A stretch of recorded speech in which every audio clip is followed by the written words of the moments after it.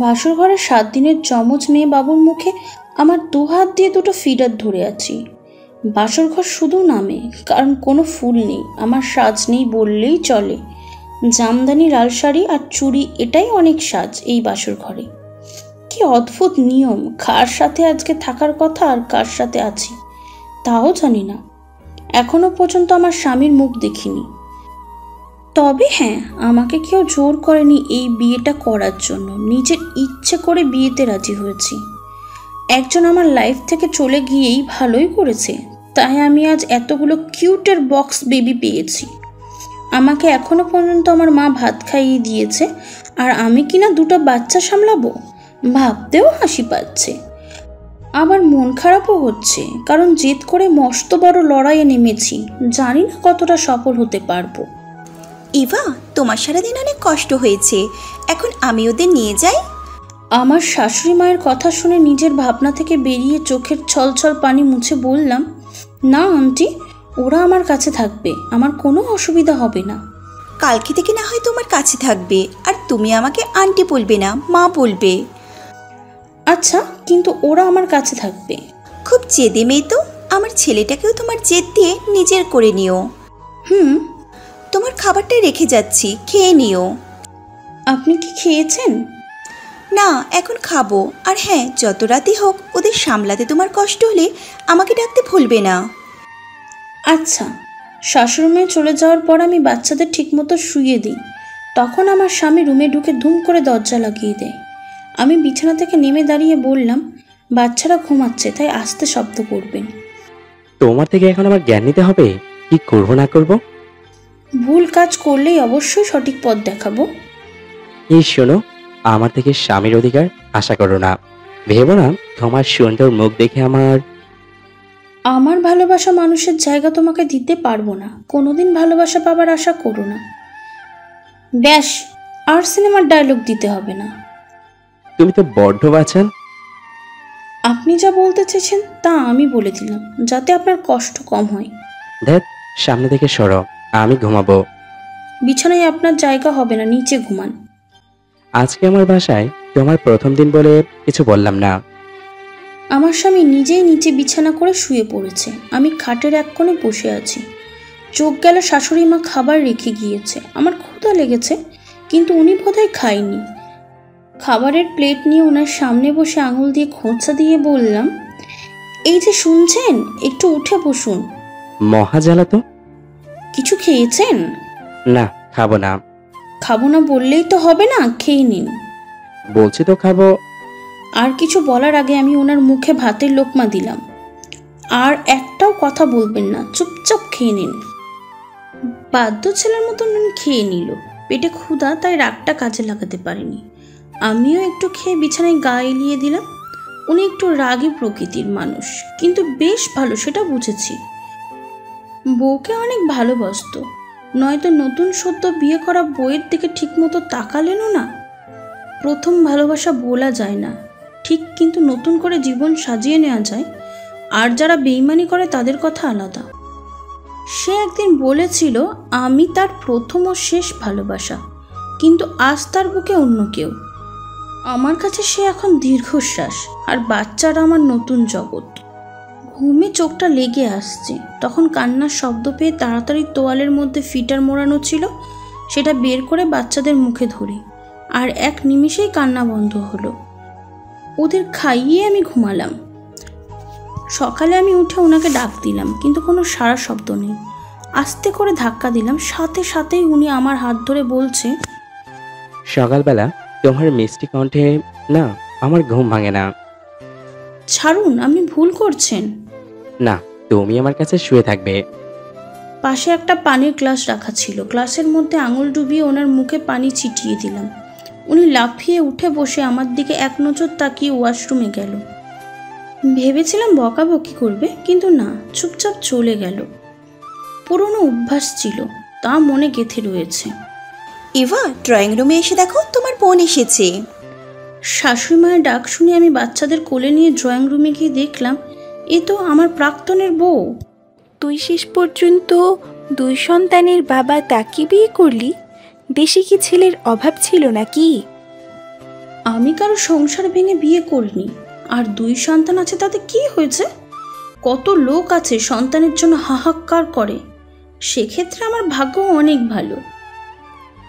সৎমা কখনো আপন হয় না। আমাকে নিয়ে তোকে এত ভাবতে হবে না। আমার সম্পর্ক ভেঙে গেছে, তখন কিছু করতে পারিনি। তবে আমার সংসারে এসে কেউ কুটকাচালি করলে সহ্য করব না। আপু, তুই আমাকে অপমান করছিস কিন্তু। তুই আমার শ্বশুর বাড়িতে এসে আমার স্বামীকে অপমান করবি, আমার সন্তানদের অপমান করবি, তা হবে না। তুই অনেক পাল্টে গিয়েছিস। ভেবেছিলাম তোর বাড়িতে 2 দিন থাকবো, কিন্তু তা হবে না। আমার বাড়িতে কেন থাকবি? তোর শ্বশুর বাড়ি চলে যা। তারা আমাদের এখনো মেনে নেয়নি। 15 দিন ধরে কয়েক জায়গায় ঘুরেছি। তুই আমাদের থাকতে দিয়ে আমার বাবা মাকে বুঝিয়ে বলবি আমাদের মেনে নিতে। প্লিজ আপু, এতটুকু করে দে প্লিজ। তোরা বিয়ে করার সময় কি আমাকে জানিয়ে বিয়ে করেছিলি যে এখন আমাকে এসবের মধ্যে টানছিস? আপু, তুই আমাদের একমাত্র ভরসা। তোর কথা সবাই শুনে, তাই তুই আমার মা বাবার সাথে কথা বললেই তারা মেনে নিবে। আপু, আমাকে ফিরিয়ে দিস না প্লিজ। আর কিছু বলার আগে আমার শাশুড়ি মা বাচ্চাদের জন্য ফিডার নিয়ে এসে বলল, বৌমা, ওদেরকে আমার কাছে দাও, আমি খাইয়ে দিচ্ছি। তুমি গিয়ে টেবিলে নাস্তা রাখো, কাজের মেয়ে কয়েকদিন পরে আসবে, তাই যদি আমার সাথে একটু কাজ করে দিতে। আচ্ছা মা, আমার কাজ করতে কোনো সমস্যা নেই, কিন্তু একটা কথা আছে। কি করে যে বলবো বুঝতে পারছি না।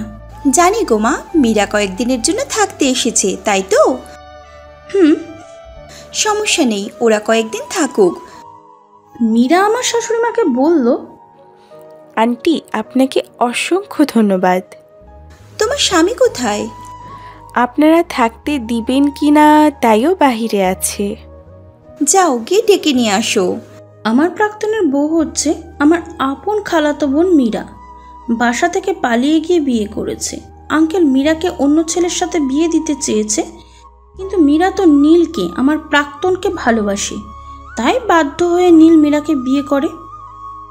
নীলার সাথে ব্রেকআপ হওয়ার পর ওর সব স্মৃতি মুছে দিই, যদিও মন থেকে স্মৃতি মুছে দেওয়া সম্ভব না।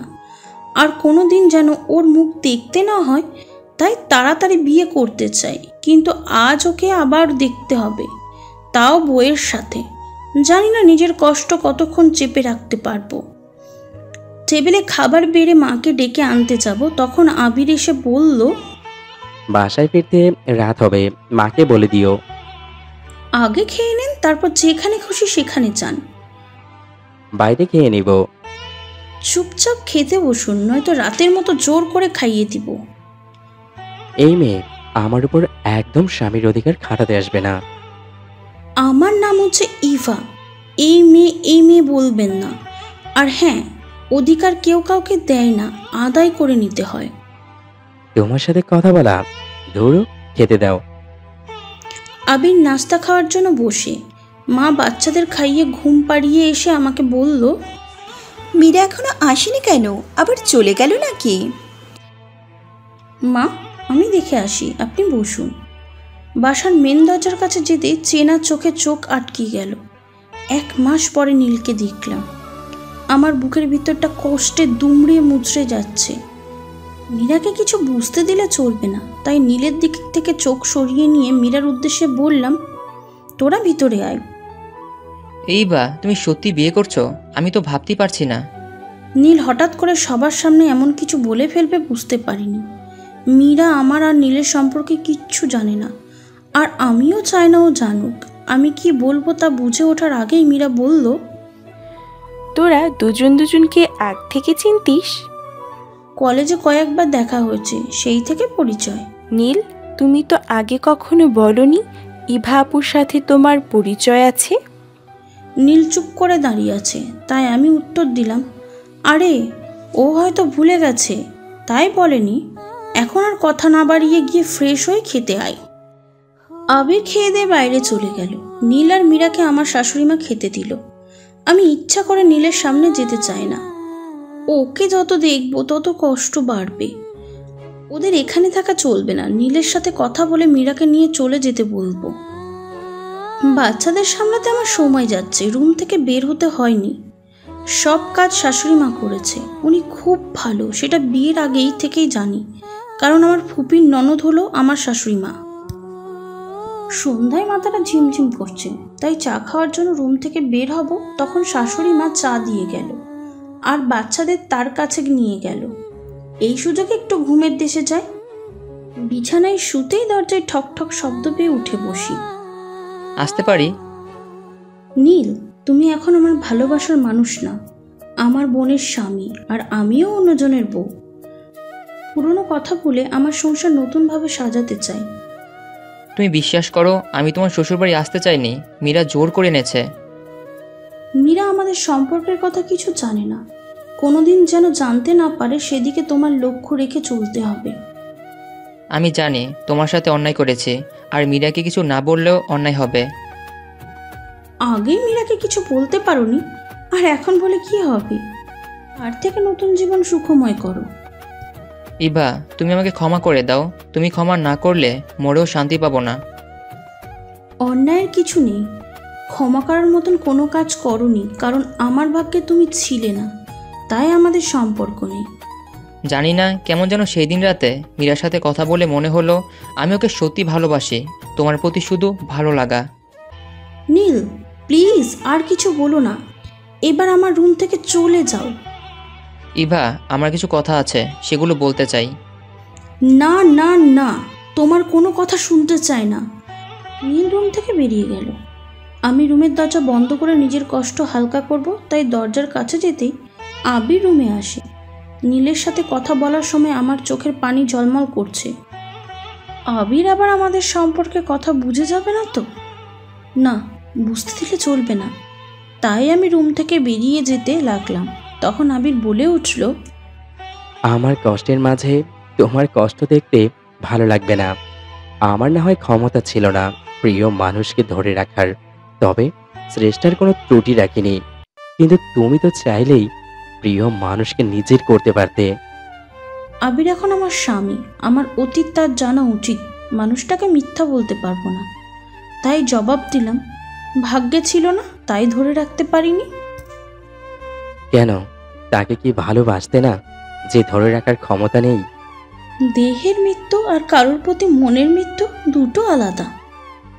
তুমি তো বলো অধিকার খাটাতে হয়, কেউ কাউকে অধিকার দেয় না, আদায় করে নিতে হয়। ধুর, যা হয়েছে ভালোই হয়েছে, নয়তো এত কিউট বেবি পেতাম নাকি। সৎ মা আপন হয় না, নিশ্চয় জানো। চেষ্টা করে দেখি আপন হয় কি না। করো।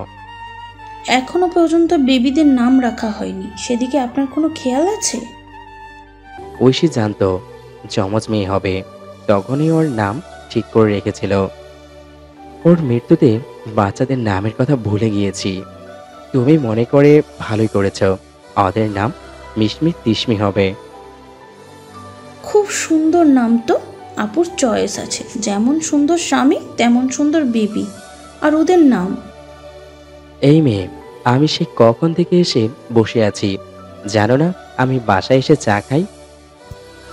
বাসায় নতুন এসেছি, তাহলে জানবো কিভাবে? এত কথা না বলে যাও, গিয়ে চা নিয়ে আসো। চা? বাবা হঠাৎ করে রেগে গেল কেন বুঝলাম না। একটু ভালো করে কথা বললে কি হয়? কথা না বাড়িয়ে রান্নাঘরে গিয়ে চা বানিয়ে ওনাকে দিয়ে রুম থেকে চলে গেলাম শাশুড়ি মায়ের রুমে। মা। হ্যাঁ বৌমা, আসো। ঐশী আপু বাচ্চাদের নাম ঠিক করে রেখেছিল, মিশমি আর তিশমি, এটা বলতে এসেছি। খুব ভালো, মেয়েটা অকালে চলে যাবে বুঝতে পারিনি। আপু ঠিক কি হয়েছিল? ডেলিভারি ডেটের আগে হঠাৎ করে প্রসব ব্যথা শুরু হয়, তারপর হসপিটালে নিতেই নর্মালি বাচ্চা হয়, কিন্তু অনেক ব্লাড যায়। ডাক্তার বলে তাড়াতাড়ি এবি নেগেটিভ ব্লাড দিতে হবে। কোথাও এবি নেগেটিভ ব্লাড পাওয়া যায় না, শেষেও আমাদের ছেড়ে চলে গেল। কথাগুলো বলে শাশুড়ি মা কেঁদে দেয়। তাকে কি বলে সান্ত্বনা দিব সে ভাষা আমার নেই।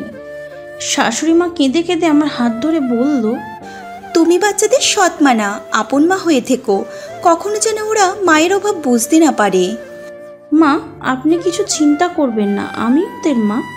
পেটে ধরেনি তো তাতে কি, মা হওয়া যায় না?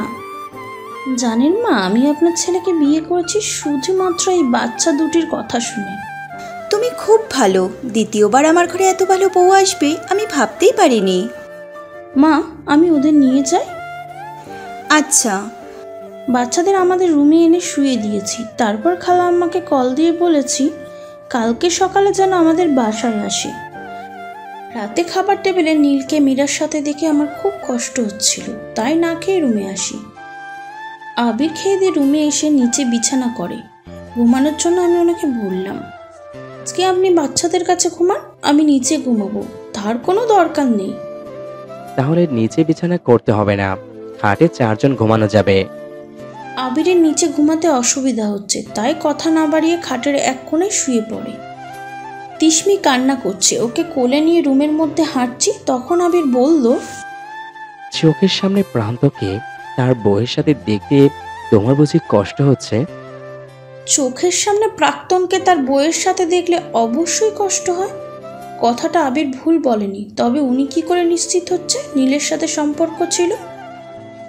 আমি বুঝি প্রিয় মানুষকে হারানোর কত কষ্ট, তাই তোমার কষ্ট কিছুটা দূর করার জন্য তাকে চোখের সামনে থেকে সরিয়ে দেওয়ার ব্যবস্থা করছি। তিশমি ঘুমিয়ে গেছে, ওকে শুয়ে দিয়ে আবিরের জবাব দিলাম, আপনি কি করে জানেন নীলের সাথেই আমার সম্পর্কের কথা? আর কি ব্যবস্থা করেছেন? স্বামীর কাছে অতি সহজে প্রান্তন ছিল, সেটা মেয়েরা স্বীকার করে না, তুমি করলে কেন?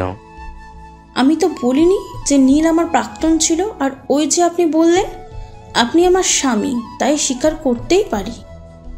ওহ আচ্ছা, তবে শোনো, শেষবারের মতো আমি আর ঐশী 3 মাস আগে রেস্টুরেন্টে গিয়েছিলাম, সেখানে তুমি নীলের সাথে ছিলে, তখন দেখেছি। এক দেখাতে আমাকে মনে রেখেছেন? নীল তোমার মুখের উপর ফুলের তোড়া ছুঁড়ে না মারলে সেদিনের তোমার অসহায় মুখটা মনে থাকতো না। কষ্ট লাগতে দেওয়ালের দিকে কাত হলাম, যাতে আমার কষ্টের সাক্ষী কেউ না থাকে। নীলের সাথে সম্পর্ক ছিল 1 বছরের, যদিও 1 বছর হওয়ার আগে থেকে নীল আমাকে এড়িয়ে চলছে। 3 মাস আগে আমাদের সম্পর্ক 1 বছরের ছিল। সেদিন রেস্টুরেন্ট নীল আর আমি বসে আছি। নীল আসার পর থেকেই ফোন নিয়ে ব্যস্ত। আমি কোনো কথা বললে হ্যাঁ বলে যাচ্ছে। তারপর জোর করে ওর হাত থেকে ফোনটা টেনে নিতে, কোন অধিকার আমার ফোনটা নিলে? জানো না কারো পার্সোনাল জিনিসে হাত দিতে নেই? ফোনে কি এমন কাজ করছো যে আমি দেখতে পারবো না? সব কথা তোমার জানার দরকার নেই। আর হ্যাঁ, তোমার সাথে সম্পর্ক সামনের দিকে এগোনো যাবে না। কেন? তুমি কি আমাকে ভালোবাসো না? আমি বিদেশে চলে যাচ্ছি। নীলের ফোনে কল আসায় রেস্টুরেন্ট থেকে বের হয়ে যাবে, তখন ওর হাতটা ধরে ফুলের তোড়া দিয়েছিলাম, কিন্তু ও অনেক লোকের সামনে আমাকে অপমান করে চলে যায়। আজকে কথাগুলো মনে পড়ে আবার কষ্ট হচ্ছে। কিছুক্ষণ কেঁদে নিজের কষ্ট হালকা করলাম। সকালে ঘুম থেকে উঠে শাশুড়ি মায়ের সাথে সকালে নাস্তা বানাতে তাকে সাহায্য করছি। তখন বাচ্চার কান্নার শব্দ শুনে রুমে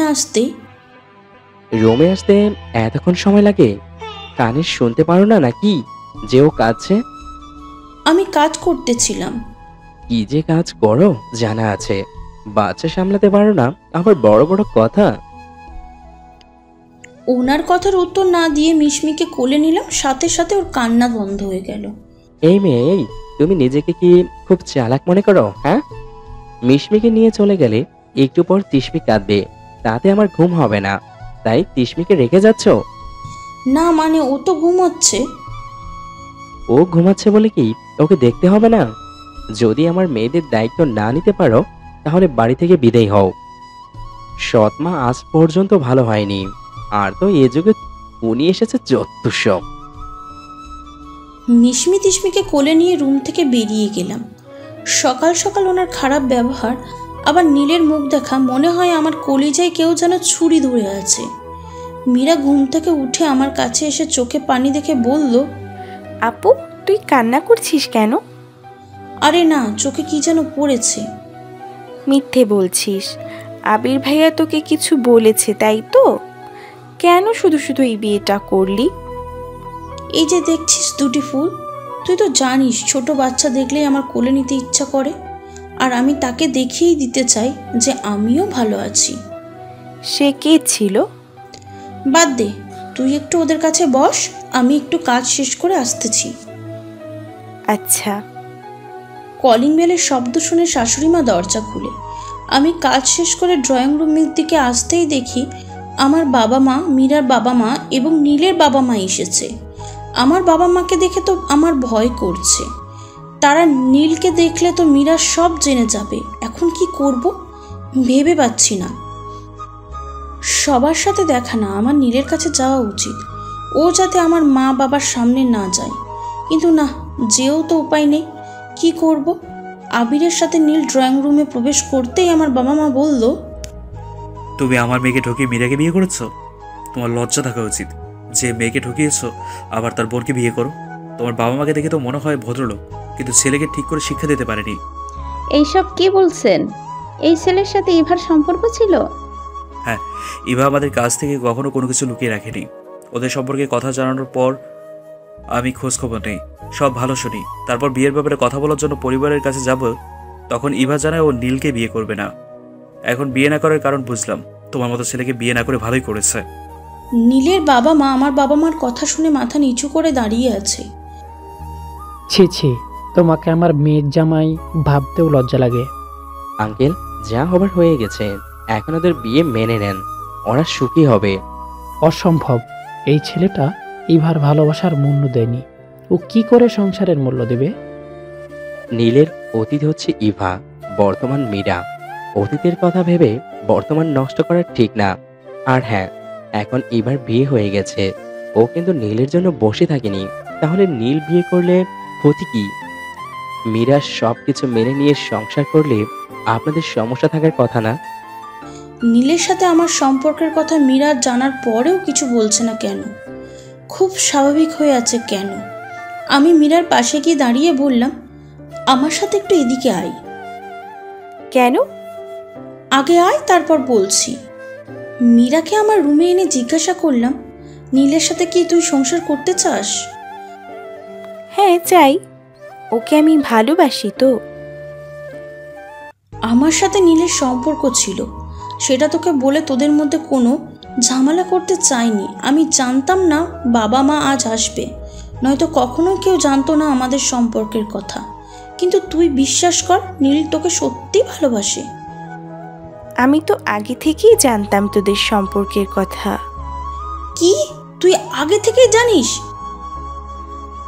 না না, মানে ওই আর কি। মীরা, তুই সত্যি কথা বল, আমাদের সম্পর্কের কথা জানিস? হ্যাঁ হ্যাঁ, জানতাম তোর সাথে নীলের সম্পর্ক ছিল। নীলকে একদিন কলেজে দেখেছি, তারপর থেকে ওকে আমার ভালো লাগতে শুরু করে। তখন মনে মনে ঠিক করি যেভাবে হোক নীলকে আমার করেই ছাড়ব।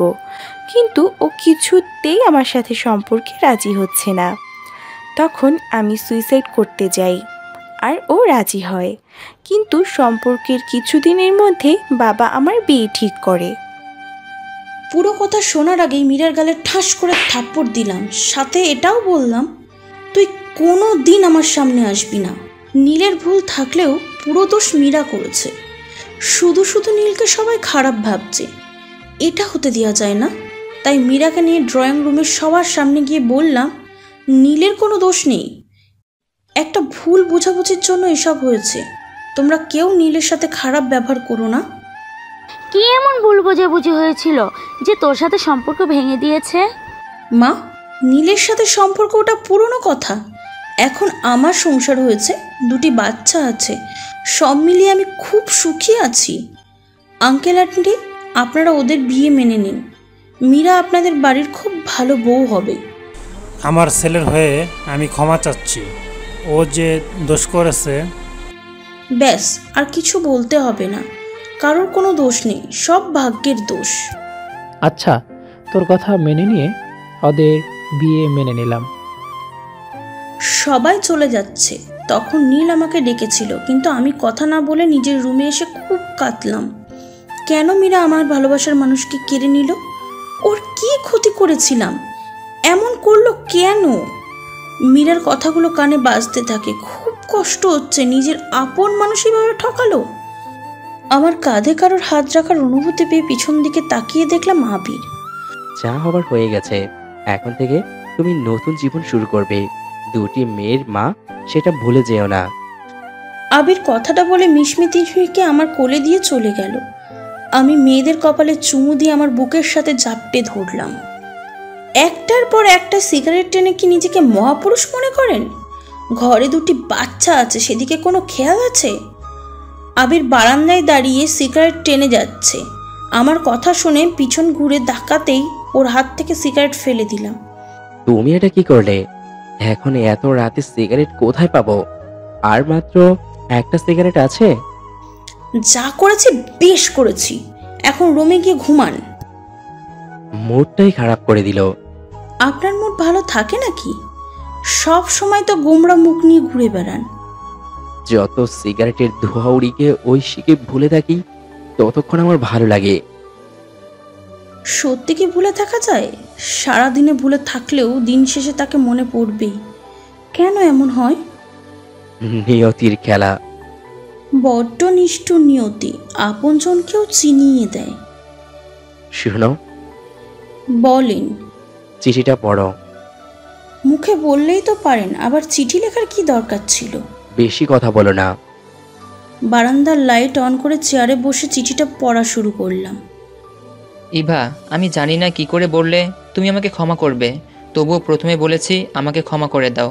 আমি চেয়েছিলাম তোমাকে মীরার ব্যাপারে বলতে, কিন্তু অনেক দেরি হয়ে যায়।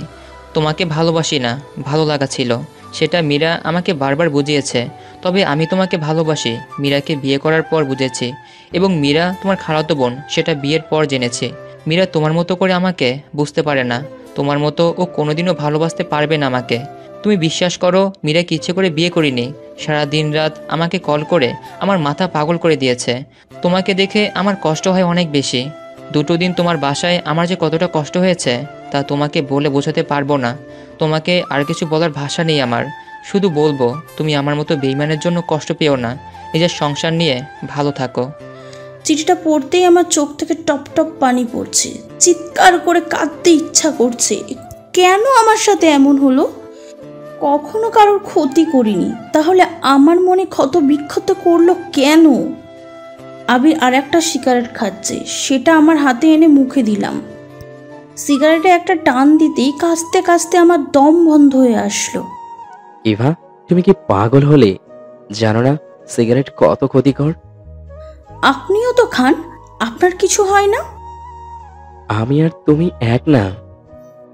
কষ্টগুলো কিছুটা এক। আবির আমার হাত ধরে রুমে এনে বলল, আমাদের সব কষ্ট ভুলিয়ে দেবে দুটি ফুল। আমি তো ভুলেই গেছিলাম আমি মা। সন্তানদের জন্য মায়েদের সব কষ্ট ভুলে থাকতে হয়।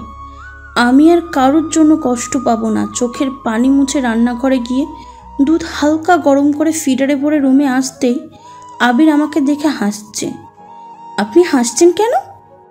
রাত 2টো বাজে, এখন ওদের জন্য দুধ গরম করে এনেছো, কিন্তু ওরা তো ঘুমাচ্ছে। ওদের ক্ষুধা লেগেছে।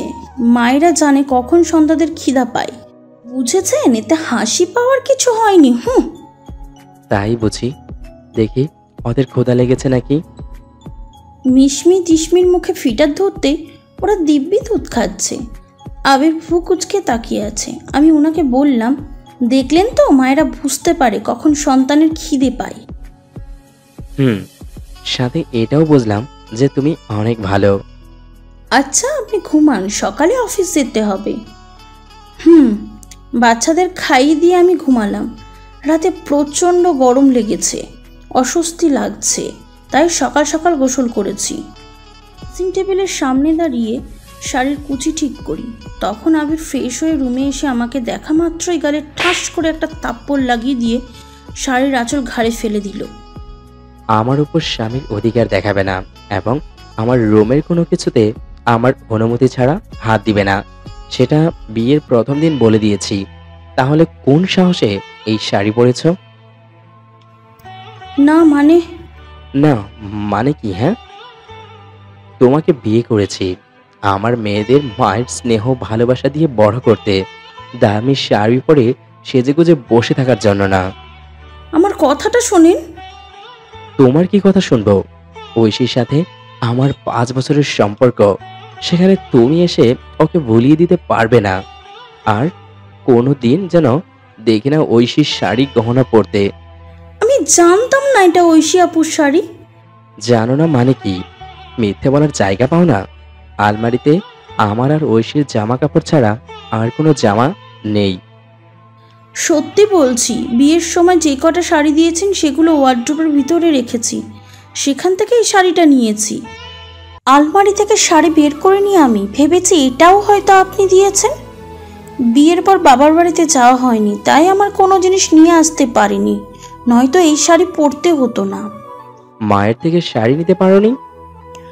মা ঘুমোচ্ছিল আর বৃষ্টিতে শাড়ি শুকায়নি। যত সব। ঐশী আপুর শাড়ি পরে নিজেকে অপরাধী মনে হচ্ছে। আমার জন্য উনি আজকে আবার কষ্ট পেল। হয়তো বিশ্বাস করেনি যে আমি জেনে বুঝে শাড়ি পরিনি। ভাগ্য এতটাই খারাপ যে কখনো ভালোবাসা পেতে পারবো না। নিজের কষ্টে নিজের মধ্যেই রেখে মাকে কল দিলাম। হ্যালো মা। হ্যাঁ, কি হয়েছে তোর? কিছু না, তুমি কাউকে দিয়ে আজকেই এক্ষুনি আমার সব জিনিস পাঠিয়ে দাও। আচ্ছা, কিন্তু তোর কি হয়েছে? কণ্ঠ কেমন যেন লাগছে। মা কিছু হয়নি, বাসার সবাই ভালো আছে? হ্যাঁ। এখন রাখছি, পরে কথা হবে। মায়ের সাথে বেশি কথা বললে নিজের কষ্ট চেপে রাখতে পারতাম না। মা ঠিক বুঝে গেছে আমার কষ্ট হচ্ছে। আমার চোখের পানি দেখে তিশমি কেঁদে দিল। ওর কান্না দেখে আমি চোখ মুছে কোলে নিলাম। আমার সোনা মা, কাঁদে না, দেখো তোমার মা হাসছে। তুমি আমার ভালো মেয়ে তো, হাসো। তিশমির সাথে কথা বলতে বলতে মিশমি ঘুম থেকে উঠে গেছে। বাচ্চাদের শাশুড়ি মায়ের কাছে দিয়ে দুধ গরম করে ওদের খাইয়ে দিতে দিতে মা আমার সব জিনিস পাঠিয়ে দিয়েছে। ঐশী আপুর শাড়ি চেঞ্জ করে নিজের 3 পিস পরে নিয়েছি। আবির সকালে না খেয়ে অফিসে চলে গেছে, হয়তো সারাদিন রাগ হয়ে কিছু খায়নি। আমার ভুলের জন্য উনি শাস্তি পাচ্ছেন, তাই আমি না খেয়ে আছি।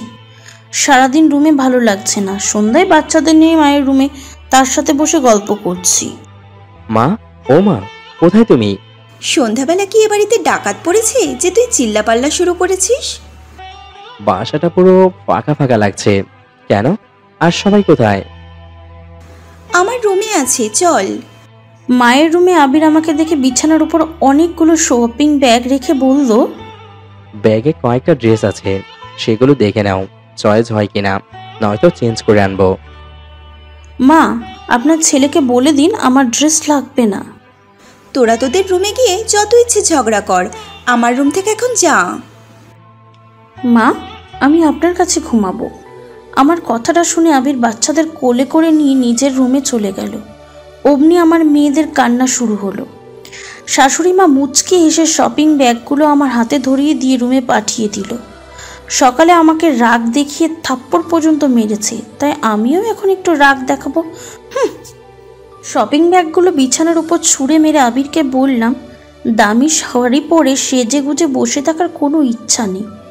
আমার অনুমতি ছাড়া আমার জন্য কোনো জিনিস কখনো আনবেন না। আমার সাথে রেগে কথা বলবে না। আপনার সাথে কথাই বলবো না, তাহলে হবে তো? বেশি বুঝবে না। কথা বললেও দোষ, আবার কথা না বললেও দোষ। হ্যাঁ, কথা না, খাবার বাড়ো, যাও। কথার উত্তর না দিয়ে রুমের বাইরে গিয়ে টেবিলে খাবার বেড়ে রেখে আবার রুমে চলে আসি। একটু পরে দেখে আবির রুমে 1 প্লেট খাবার নিয়ে এসেছে। খেয়ে নাও। খাবো না। আমাকে দিয়ে বেশি কথা বলিও না। আপনাকে তো বলিনি আমার সাথে কথা বলতে। বুঝেছি, কথা বলে কাজ হবে না। উনি 1 হাত দিয়ে আমার গাল চেপে ধরে আর 1 হাত দিয়ে মুখে খাবার দিল। চুপচাপ খেয়ে নাও, কথা বললে সারা রাত বারান্দায় দাঁড় করিয়ে রাখবো। আমি কথা না বলে খেয়ে নিলাম। বিছানায় শুয়ে আছি, তখন আবির বলল, সকালের খারাপ ব্যবহারের জন্য সরি। ঠিক আছে, কিন্তু আপনার দেওয়া কোনো জিনিস আমি নিব না। কেন কেন? আমি সরি বললাম তো। যেদিন আপনি নিজের থেকে ভালোবেসে জিনিস দেবেন, আপনার উপর আমার অধিকার থাকবে, সেদিন আপনার দেওয়া জিনিসগুলো নিব। আবির আর কথা না বাড়িয়ে মুখ ঘুরিয়ে নিল। আমার কথাগুলো হয়তো কখনো সত্যি হবে না, তাই কোনো উত্তর দিতে পারিনি। সকালবেলায় বারান্দায় বসে কানে ইয়ারফোন গুঁজে মনের সুখে গান শুনছি, আর এক মগ কফি খাচ্ছি। অনুভব করি পিছন থেকে কে যেন চুল টানছে, তাই ঘুরে তাকাতেই মিস্টার আবির রাগী মুখ নিয়ে আমার দিকে তাকিয়ে আছে। সাথে সাথে ইয়ারফোন খুলে বললাম, চুল টানছেন কেন?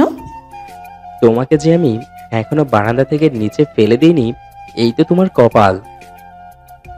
সাত সকালে আমি আপনার কি ক্ষতি করেছি? হ্যাঁ, কি করনি সেটা বলো। কতক্ষণ ধরে তোমাকে ডেকেছি, কোনো সাড়া শব্দ নেই। মহারানী এখানে বসে গান শুনছে।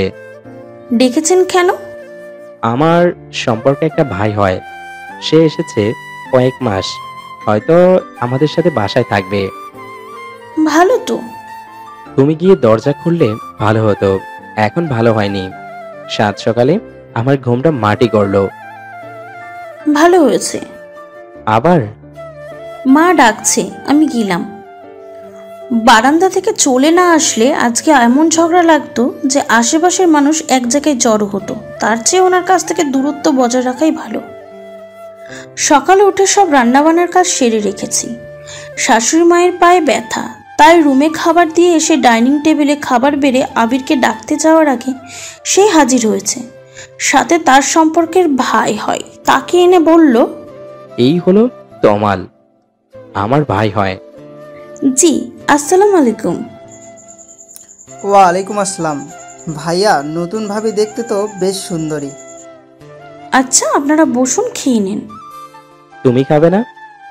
পরে খাবো। মিশমি তিশমি, ঘুম থেকে উঠে গেলে তোমার খেতে অনেক দেরি হবে, তার থেকে এখন খেয়ে নাও। আবিরের কথা মতো খেতে বসেছি। আবির আর তমাল কথা বলে যাচ্ছে, আমি চুপচাপ কথা খাচ্ছি। কিন্তু কয়েকবার মনে হলো আমার পায়ের কিছুতেই যেন খোঁচা লাগছে। হয়তো বিড়াল হবে, তবে এই বাসায় তো বিড়াল নেই। তাহলে কি উনি খোঁচা দিচ্ছে? কিন্তু উনি তো এমন করবে বলে তো মনে হয় না। তাও আমি জিজ্ঞাসা করলাম, বাসায় কি বিড়াল আছে যে আমার পায়ে খোঁচা দিচ্ছে? না তো। তাহলে আপনি দিয়েছেন? না, কোনো দরকার হলে তোমাকে বলবো। খোঁচাখুচি কেন করব? ওহ, আমরা তিনজন ছাড়া এখানে আর কেউ নেই। তাহলে কি তমাল এরকম করেছে?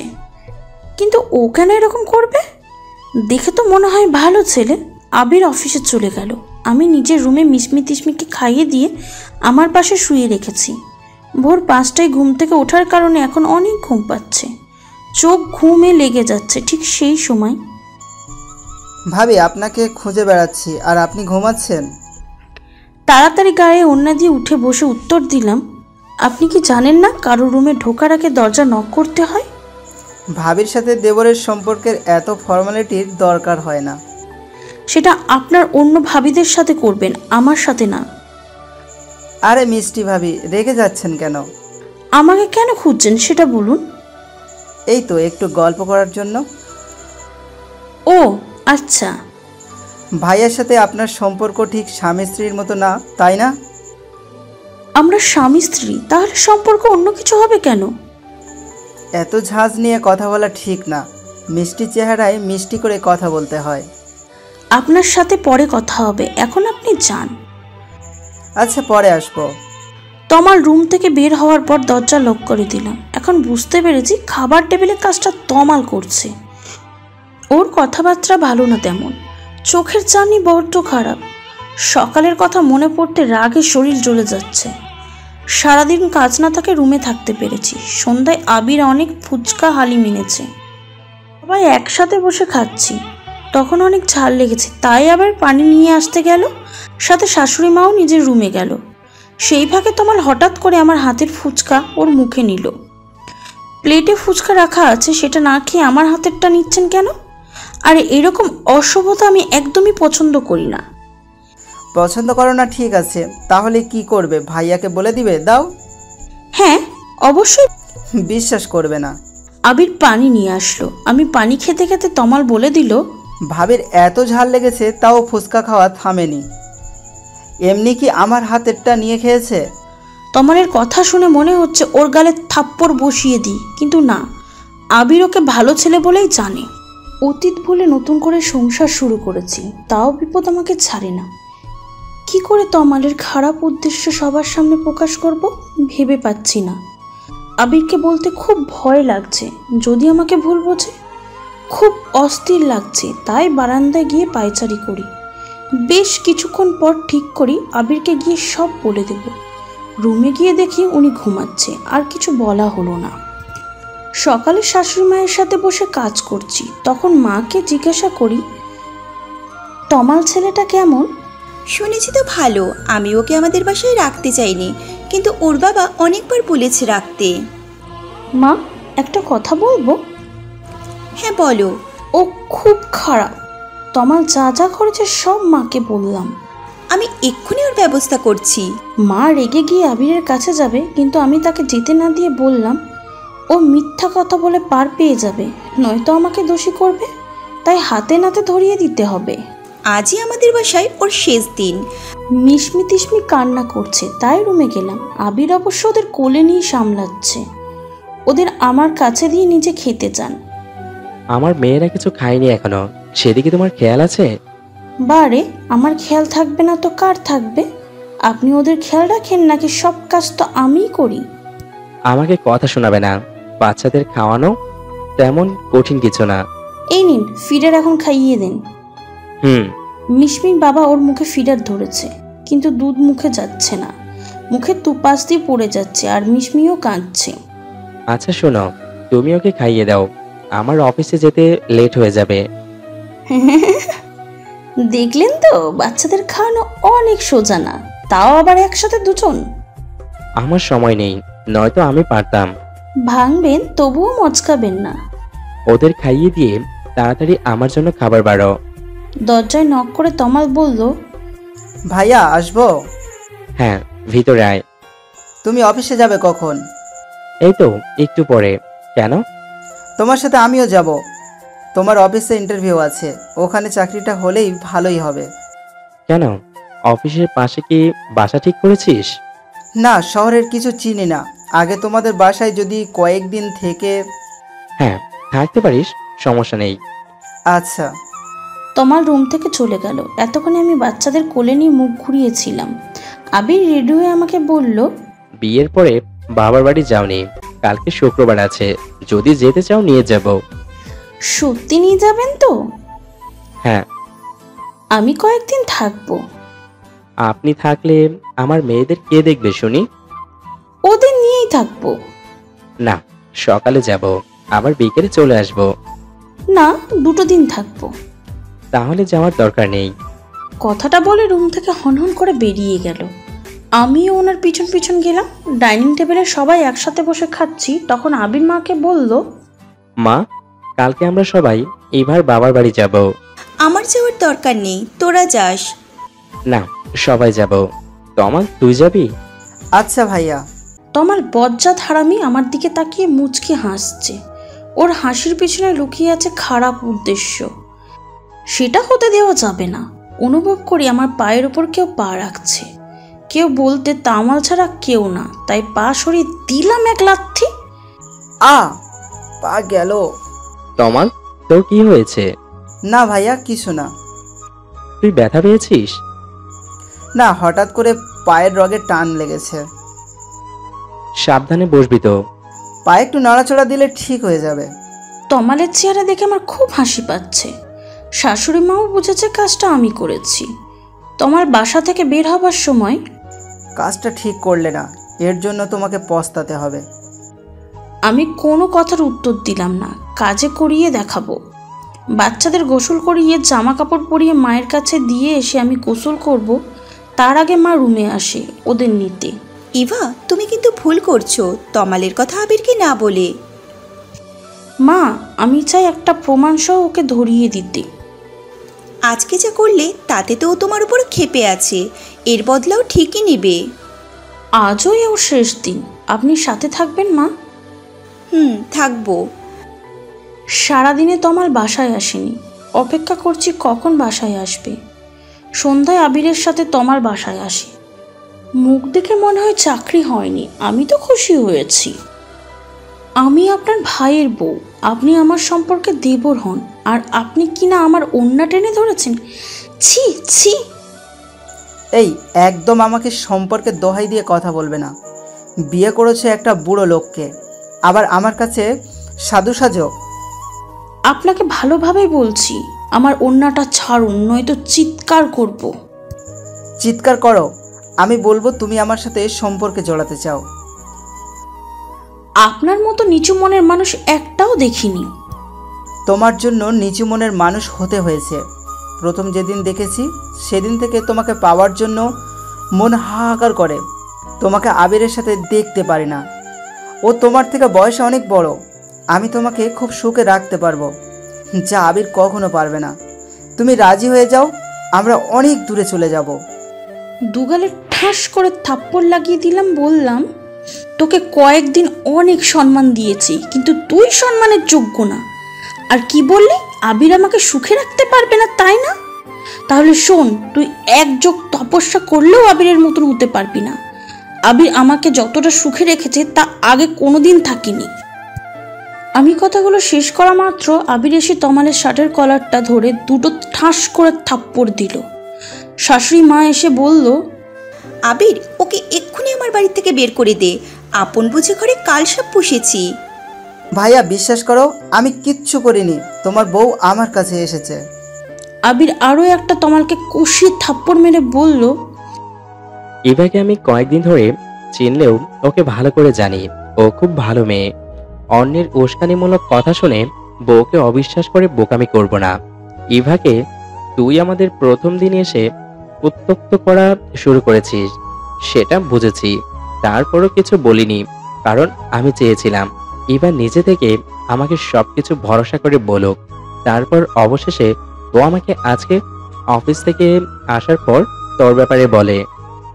শুধু তুই না ইভা, আমাকেও বলেছে, কিন্তু ও আমাকে বারণ করেছে কিছু বলতে, যাতে তোকে হাতে নাতে ধরতে পারি।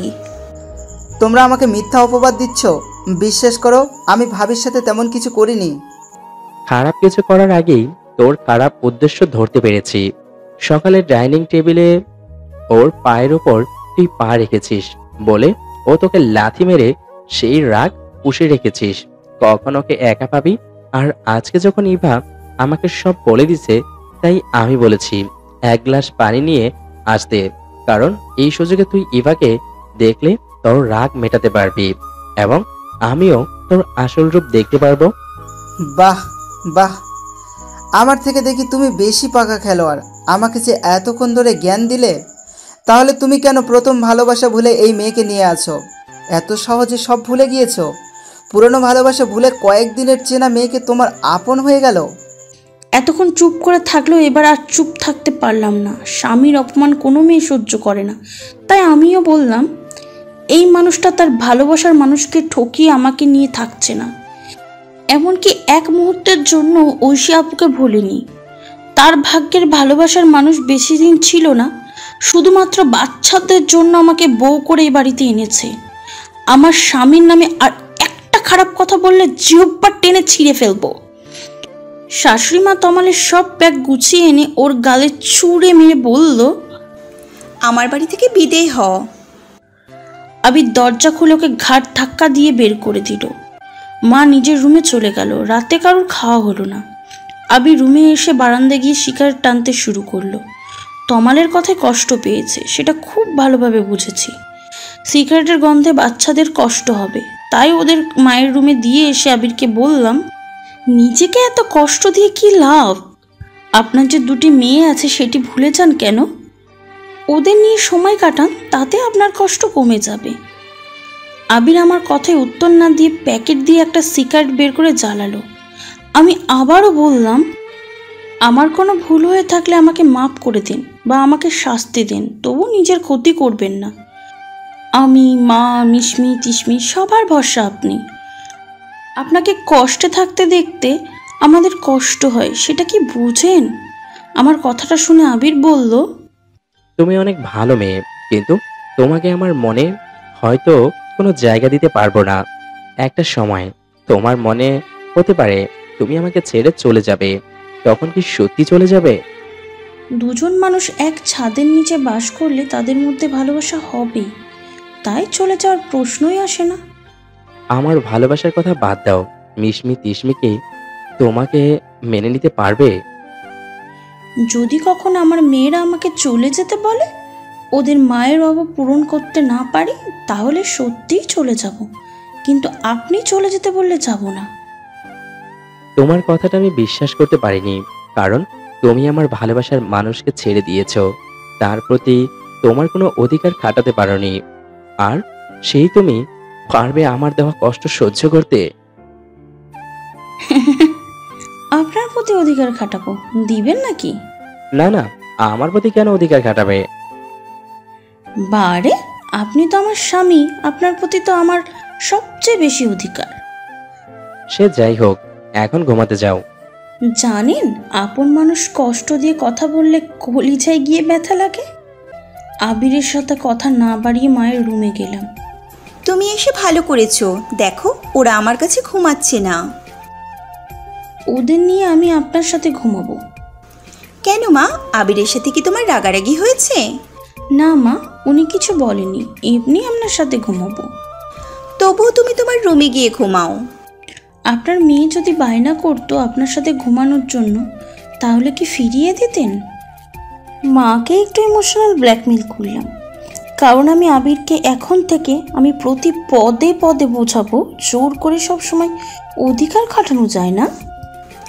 আচ্ছা, তোমরা আমার সাথেই ঘুমাও, আমি আর কিচ্ছু বলবো না।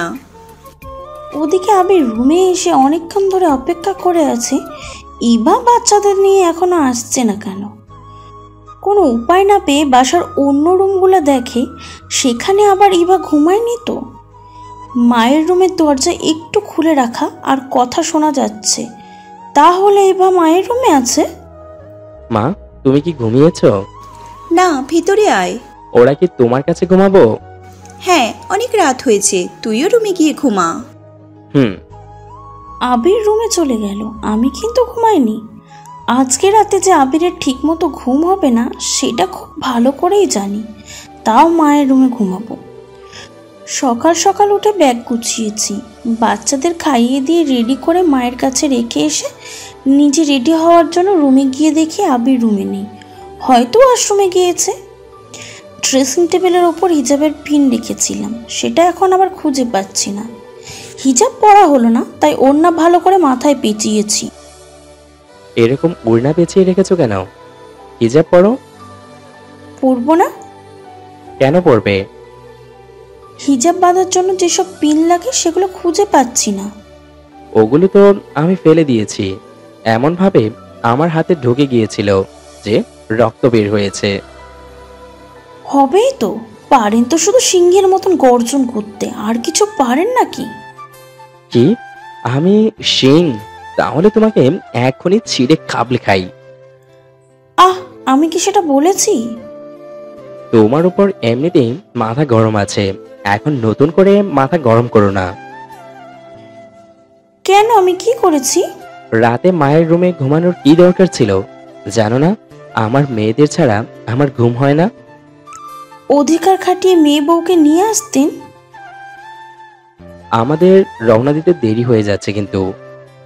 জানি তো, উচিত কথা বললে কথার উত্তর থাকে না। বাচ্চারা, মা, আবির, আমি বাবার বাড়িতে গেলাম। এতদিন পর নিজের চিরচেনা বাড়িতে এসে এত বেশি ভালো লাগছে যা বলে বোঝাতে পারবো না। আবির সবার সাথে মানিয়ে নিয়েছে, কেউ বলতেই পারবে না তার সাথে আমার স্বামী স্ত্রীর সম্পর্ক নেই। তবুও আমি খুশি আমার বাচ্চাদের জন্য। আমরা এসেছি শুনি ফুপি এসেছে, তাও খুব খুশির খবর নিয়ে তানিয়ার বিয়ে। সারা দিন সবার সাথে ছিলাম, তাই আবিরের সাথে কথা হয়নি। সন্ধ্যায় নিজের রুমে এসে দেখি আবির শুয়ে শুয়ে ফোনে গেমস খেলছে। আমাকে দেখা মাত্রই বলল, তোমার ফুফাতো বোনের বিয়ে বলে কথা, তোমার শপিং করতে হবে না? হ্যাঁ, কিন্তু আপনার টাকাই না। তোমার খুব বেশি জেদ। বলে আমাকে বিছানার উপর ফেলে দিল। আমার কাছে আগাবেন না, আপনি আমার স্বামী হলেও আপনার অধিকার নেই আমার প্রতি জোর কাটানোর, কারণ আপনি নিজে আমাকে স্ত্রীর অধিকার দেননি। তোমাকে কি আমি বারণ করেছি যে আমার প্রতি অধিকার খাটাতে পারবে না? আবির কথাটা শুনে রুমের দরজা বন্ধ করে দিয়ে আবিরের শার্টের কলারটা ধরে দেওয়ালের সাথে মিশিয়ে বললাম, বাসর রাতে আপনি যে কথাগুলো বলেছেন সেগুলো ভুলে যায়নি, তবুও এখন যখন বলছেন অধিকার খাটাতে, তাহলে হয়ে যাক। মানে কি? আমাকে ছাড়ো তো। কেন ছাড়বো? আপনি তো বললেন অধিকার খাটাতে, তাই তো আমার অধিকার আমি বুঝে নিচ্ছি।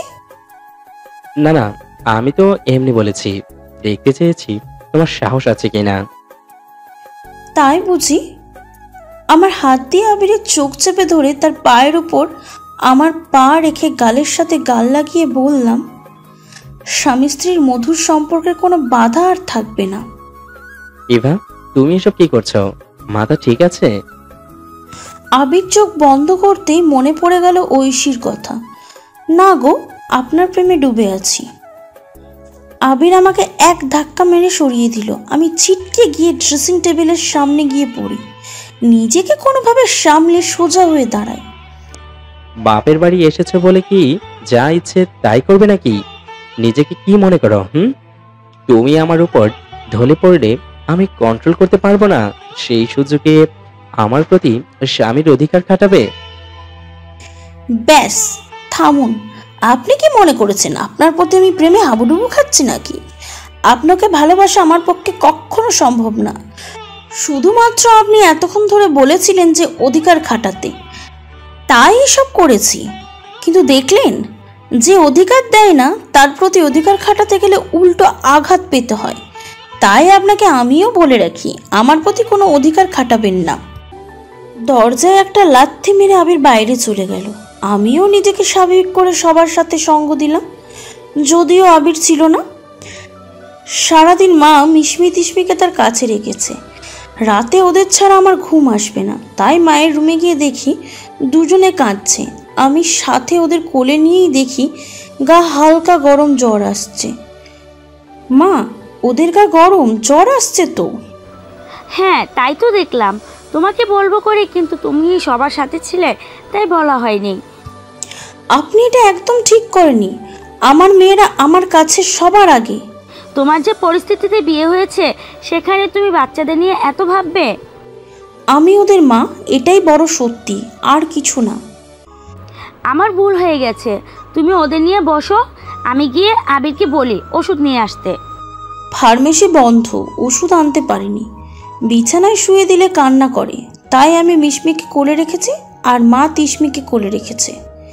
মা সারাদিন অনেক কষ্ট করেছে দেখে আবির মাকে ঘুমাতে পাঠালো। দুজনে চুপ করে বসে আছি। অনেকক্ষণ পর নীরবতা ভেঙে আবির বলল, একটা কথা বলবো? বলুন। আসলে সন্ধ্যার সময়ের ঘটনা। ওসব নিয়ে কিছু শুনতে চাই না। রাগ করছো তাই না? রাগ করব কেন? আপনার সাথে কি আমার রাগ অভিমানের সম্পর্ক নাকি? সরি। সরি বলার দরকার নেই। তুমি জানো তো, প্রথম ভালোবাসা ভুলে যাওয়া সম্ভব না। আবার যদি সে অকালে চলে যায় তাহলে কতটা কষ্ট পেতে হয়। বুঝেছি। তানিয়ার বিয়েতে আমাদের যাওয়ার দরকার নেই। দুদিন থেকে বাসায় চলে যাব। কেন যাব না? তুমি না গেলে তানিয়ার খারাপ লাগবে তো। আমার মেয়ের থেকে কারোর বিয়েতে যাওয়া বেশি গুরুত্বপূর্ণ না। আমার উপর রাগ করে এরকম সিদ্ধান্ত নিয়েছো? মোটেও না। আমার মেয়েদের ভালোর জন্য আমি সব কিছু করতে পারি। কেউ পাশে থাক বা না থাক, আমার মেয়েরা আমার পাশে সব সময় থাকবে, এটা আমার বিশ্বাস। আচ্ছা। আবির আমার সাথে আর কোনো কথা বাড়ালো না। সারা রাত ঘুমাতে পারিনি। সকালে ওষুধ খাওয়ানোর পরে বাচ্চাদের জ্বর কমে যায়। দুদিন বাপের বাড়ি থেকে শ্বশুর বাড়ি চলে এলাম। এই দুদিন আবিরের সাথে প্রয়োজন ছাড়া তেমন কোনো কথা হয়নি। মায়ের থেকে শুনলাম আবিরের ভাই রিফাত আজকে বাসায় আসবে, সেই জন্য অনেক রান্না বান্না হচ্ছে। পড়ালেখার সূত্রে বিদেশে থাকতো। কলিং বেলের শব্দ শুনে মা গিয়ে দরজা খুলে দেখে রিফাত এসেছে, সাথে করে একটা মেয়েকে নিয়ে এসেছে। তোমাদের না জানিয়ে বিয়ে করেছি, আমাদেরকে মেনে নাও। তোর কি একটাবার আমাদের জানানোর দরকার ছিল না? বল। মেয়েটা পাশ থেকে বলে উঠল, রিফাত, তুমি আমাকে বলো আমরা কোন রুমে থাকবো? আমার অনেক মাথা ব্যথা করছে, কাউকে বলো আমার জন্য চা বানাতে। আবির রুমে আছে বাচ্চাদের কাছে, আমি শাশুড়ি মায়ের পাশে দাঁড়িয়ে আছি। মা রিফাতকে বলল, তোর বউয়ের সাহস তো কম না, আমার বাড়িতে আসতে না আসতেই চা বানাতে হুকুম করে। মেয়েটা উত্তর দিল, আপনি বোধহয় আমার শাশুড়ি মা, তাই না? তাহলে উনি তো আমার জন্য চা বানাতে পারে। দেবরের বউ প্রথম দিন শ্বশুরবাড়িতে এসে আমাকে হুকুম করলো তার জন্য চা বানিয়ে তার রুমে দিয়ে আসতে। আমি কিছু বলতে পারিনি, কারণ আমার স্বামীর প্রতি আমার কোনো অধিকার নেই। সেখানে তাদের বাড়ির কারোর সাথে জোর গলায় কথা বলা আমার জন্য মানায় না। শাশুড়ি মা রেগে গেছে, রিফাত কাউকে কিছু না জানিয়ে বিয়ে করেছে। আর আবিরও ভেবেছিল ছোট ভাইয়ের বিয়ে ধুমধাম করে দিবে, সেটা হয়নি বলে খারাপ লাগছে। আবার রিফাতের বইয়ের প্রথম দিনের আচার আচরণ শুনে রেগে গেছে। আমার নেই কোনো রাগ, নেই কোনো অধিকার। তাই চা বানিয়ে রিফাতের রুমের দরজা নক করতে ওর বউ চায়ের কাপ হাতে নিয়ে দরজা লাগিয়ে দিল। বাচ্চাদের জন্য দুধ গরম করে রুমে নিয়ে গেলাম। আবির ঘুমাচ্ছে, সাথে বাচ্চারাও ঘুমাচ্ছে। দুপুরে এখনো পর্যন্ত কারোর খাওয়া হয়নি, তাই আবিরকে ডাক দিলাম, এই যে শুনছেন, এখন উঠে খেয়ে নিন। আমি ঘুমাচ্ছি না, তাই শুনছি। তাহলে উঠুন। মা কি খেয়েছে? না, রুমের দরজা বন্ধ করে আছে। রিফাত হঠাৎ করে বিয়ে করবে, এটা মা মেনে নিতে পারেনি। কিন্তু এখন তো বিয়ে হয়ে গেছে, তাহলে মেনে না নেওয়ার কোনো কারণ নেই। ওরা সুখে থাকলে আর কি চায়। হ্যাঁ, মাকে একটু বোঝাতে হবে। আপনি গিয়ে মায়ের সাথে কথা বলুন। হ্যাঁ, যাচ্ছি। আবির মায়ের সাথে কথা বলতে গেলে আমিও আমার মেয়েদের খাইয়ে দিচ্ছি। আমার মেয়েরা এত লক্ষ্মী যে খাওয়ার সময় আমাকে জ্বালায় না, ঘুমন্ত অবস্থায় খেয়ে নেয়। আবির মাকে বুঝিয়ে শুনে খেতে নিয়ে এসেছে। রিফাত প্লেটে খাবার বেড়ে রুমে নিয়ে যাচ্ছে দেখে মা বলল, তুই রুমে খাবার নিয়ে যাচ্ছিস কেন? আমাদের সাথে বসে খা, আর তোর বউকেও ডেকে নিয়ে আয়। মা ওর সবার সাথে খেতে কমফোর্টেবল ফিল করবে না, তার রুমে খাবার দিয়ে আসছি। তোর বউকে খাবার খেতে হলে আমাদের সাথে বসে খেতে হবে, কথাটা তাকে বুঝিয়ে দিস। রিফাত আর কোনো কথা না বলে চলে গেল। আবির মাকে বলল, মা, তুমি ওদের বিয়েটা মেনে নাও, এখন আর রাগ করে থেকো না। আমার রাগ হচ্ছে ওর বউয়ের চালচলন, কথাবার্তা দেখে।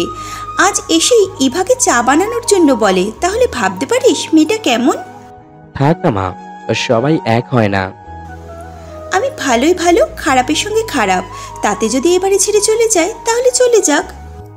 রিফাতের বউ একটা টি শার্ট আর প্যান্ট পরে এসেছে। মা চেয়ারে বসা থেকে উঠে দাঁড়িয়ে বলল, এই মেয়ে, তুমি এসব কি পরেছো? ভাসুরের সামনে এসব পরে কেউ আসে? এক্সকিউজ মি, আমার নাম রিনি। এই মেয়ে এটা আবার কোন ধরনের কথা? আর শোনেন, আমি বিদেশে থেকেছি, তাদের কালচারের সাথে আমি অভ্যস্ত। আমার বাড়িতে এসব চলবে না, ভদ্রভাবে থাকতে হবে। এই আমার বড় বৌমাকে দেখেছো, তার মতো করে। মা আমাকে দেখিয়ে বলছে, আমি কেন ওনার মতো হব? উনি একজন বিবাহিত পুরুষকে বিয়ে করেছে, আমি তো তা করিনি। কারো সঙ্গে আমার তুলনা করবেন না। আর হ্যাঁ রিফাত, তোমাকে বলছি, আমার খাবার আমার রুমে নিয়ে আসো। রিনি রুমে চলে গেল, ওর পিছন পিছন রিফাতও গেল। মা খাওয়া ছেড়ে উঠে নিজের রুমে গেল। আজ কারো খাওয়া হবে না বুঝে গেছি, তাই এক কাপ চা বানিয়ে নিয়ে বারান্দায় গিয়ে বসি। আমার মন মেজাজ খারাপ থাকলে চা খেলে একটু শান্তি লাগে। চায়ের কাপে চুমুক দিতে আবির এসে বলল, ভর দুপুরে চা না খেয়ে ভাত খেলে তো পারো। না, খিদে নেই। তুমি এত সাদাসিধা কি শুধু বিবাহিত পুরুষকে বিয়ে করেছো তাই নাকি আগে থেকে এমন ছিলে? কোথাও কি লেখা আছে বিবাহিত পুরুষকে বিয়ে করলে সাদাসিধে থাকতে হবে? না, কিন্তু কিন্তু কি? আপনি তো মহা ঝামেলার মানুষ। এখন কি আপনাকে বলেছি আমি সাদাসিধে থাকতে পছন্দ করি? আপনাকে বিয়ে করেছি বলে এমন সাধারণ থাকি? শুনে রাখেন, আমি কাউকে দেখানোর জন্য সাজি না। মন না চাইলে সাজবো না তো না।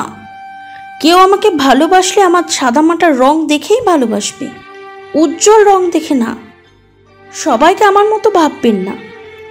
আমি এমন কেউ না যে আমার সঙ্গে কাউকে তুলনা করে ভাই ভাইয়ের সম্পর্ক নষ্ট করবেন বা মা ছেলের সম্পর্ক নষ্ট হবে। আমাকে নিয়ে যে যা খুশি বলুক, আমি কিচ্ছু মনে করি না। তুমি এত রেগে যাচ্ছ কেন? তোমাকে খারাপ কিছু বলিনি তো। আমার রাগ করার কি যথেষ্ট আছে কারণ? না বলুন। শান্ত হয়ে বলো কি হয়েছে। কিছু হয়নি, আমাকে একা থাকতে দিন। একটু হলেও বুঝেছি রিনির কথায় খারাপ লেগেছে। না। তাহলে আমি প্রতিবাদ করিনি তাই? না। মিথ্যে বলবে না, জানি এর জন্যই তোমার খারাপ লেগেছে। আমার ভালো লাগুক বা খারাপ লাগুক তাতে আপনার কি? আমি কি আপনার আপনজন নাকি?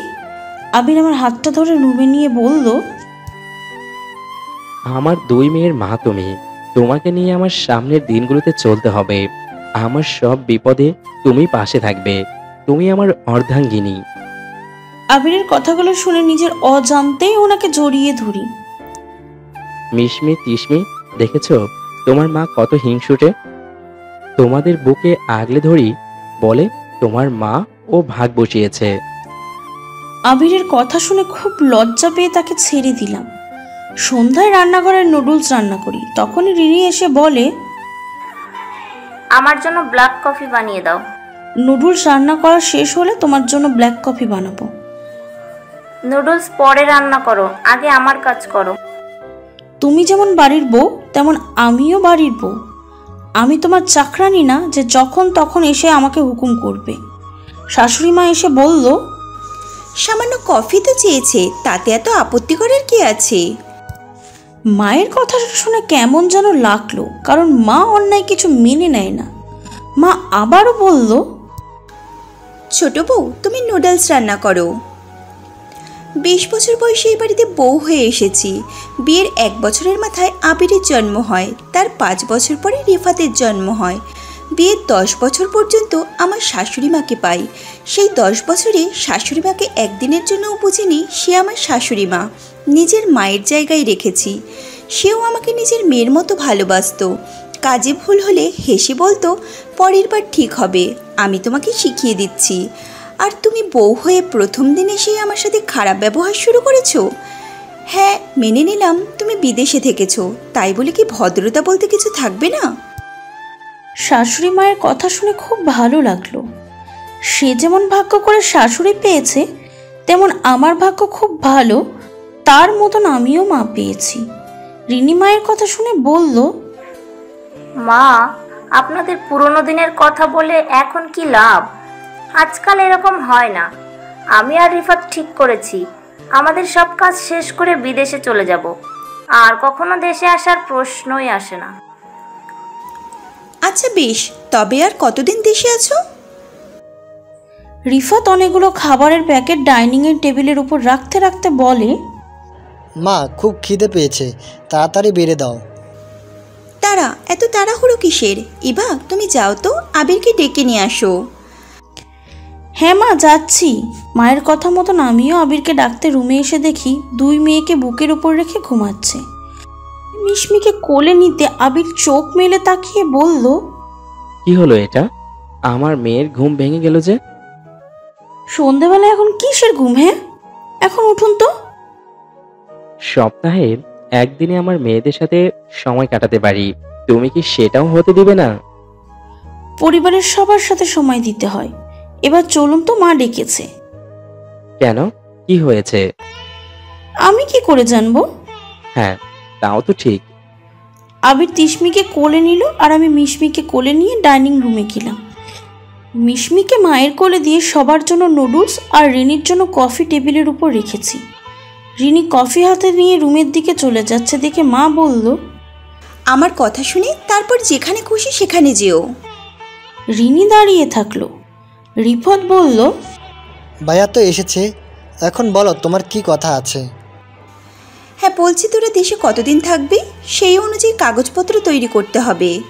ওরা কতদিন থাকবে সেটা জেনে কি কাগজপত্র তৈরি করবে? দেখো মা, আমাদের ভাইয়ের মধ্যে কোনো ভাগ হোক সেটা চাই না। তুই চুপ কর, আমার সিদ্ধান্ত জানানোর জন্য তোকে ডেকেছি, তোর মতামত জানার জন্য না। মা তো ভালো কথা বলেছে। আমাদের ভাগে যতটা সম্পত্তি পাবো সেগুলো বিক্রি করে বিদেশে যেতে পারলে খুব ভালো হবে। আমি একবারও বলিনি যে আমি সম্পত্তি ভাগ করে দিব, তাহলে সম্পত্তি নিয়ে এত কথা হচ্ছে কেন? সম্পত্তি ভাগ করবে না কেন? আমরা দেশে যতদিন আছি ততদিনের মধ্যে আমি আমার ভাগ বুঝে নিতে চাই। আচ্ছা ঠিক আছে, তোর ভাগ তোকে বুঝিয়ে দেব, কিন্তু হ্যাঁ, আমার বাবার দেওয়া যে বাড়ি আর জমি আছে সেটা পাবে যে বৌমা আমাকে মায়ের মতো ভালোবাসবে। এবারের যোগ্য বউ হবে তাকেই দেব। মা, এটা আবার কেমন কথা বলে? যার যার ভাগ তাকে দিয়ে দিলে তো হয়। আপনার বাড়ির যোগ্য বউ তো ইভা আপু হবে, কারণ উনি তো সব কাজ করতে পারে, আপনার মনের মতো কাজ। এখন সুবিধা হলো যাতে সম্পত্তি পেয়ে যায়। দেখেছো মা, সম্পত্তির ভাগ করতে গিয়ে ইভাকে অপমান করার সুযোগ বেশি পেয়েছে।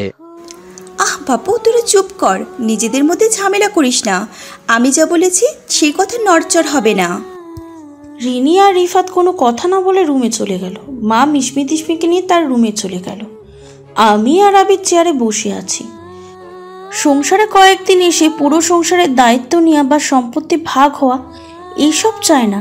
আবার মায়ের কাছে এক ছেলের বউ ভালো হয়ে থাকবে আর এক ছেলের বউ খারাপ হয়ে থাকবে, এটাও একদম ভালো লাগছে না।